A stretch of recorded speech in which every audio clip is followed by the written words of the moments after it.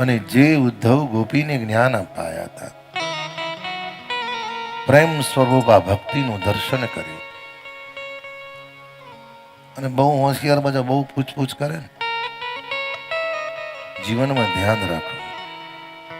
સમય કરતા, પરિસ્થિતિ કરતા ને બીજા કરતા વધારે આગળ ચાલો ને, વહેલું મોડું તૈયારી કરી દેવાની. પછી શું થયું? ઉદ્ધવજીએ પૂછ્યું, અને સાહેબ પ્રેમ સ્વરૂપ આ ભક્તિમાં એવું પૂછાય જ નહીં કે તમે બોલાવો છો ક્યારે, પૂજા ક્યારે કરો છો, મનાવો છો ક્યારે, નહીં.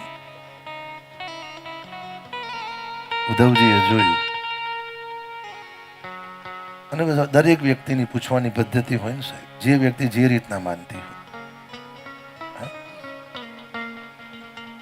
અને હું તો કોને વંદરાવનમાં વર્ષમાં એક વાર પરિક્રમા કરવા જાઉં, આમાં એકાદ ગોપીની રજ જો તમારા મસ્તક પર લાગી ગઈ ને સાહેબ, તમારું કલ્યાણ થઈ જશે.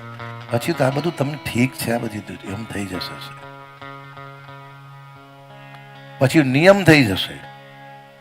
અંદર ભગવાન હૃદયમાં ભાવ એવો પ્રગટ કરશે ને કે કોઈ પણ આ બધા બેઠેલામાંથી કોઈ પણ ઉડશે એમ. આ ખાલી વાત જ છે ભાઈ, વાત જ છે, રિયાલિટી કોઈનામાં નથી, એમ થઈ જશે.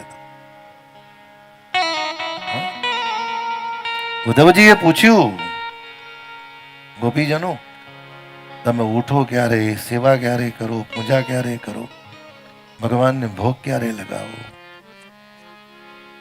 તો ખરા.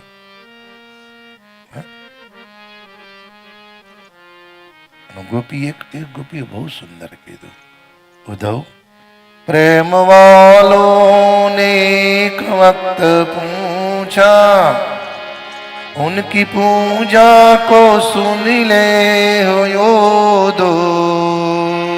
प्रेम वालों ने कब वक्त पूछा, उनकी पूजा को सुन लेते दो.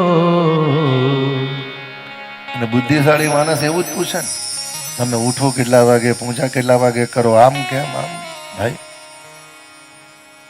અને ગોપીનો જવાબ સાંભળીને ઉદ્ધવજી તો આમ ઢળી પડ્યા સાહેબ, ઢળી પડ્યા. એક જ પ્રશ્નના જવાબમાં ઉદ્ધવને ખબર પડી કે આને પૂછાય નહીં, આને પગે જ લગાય સાહેબ.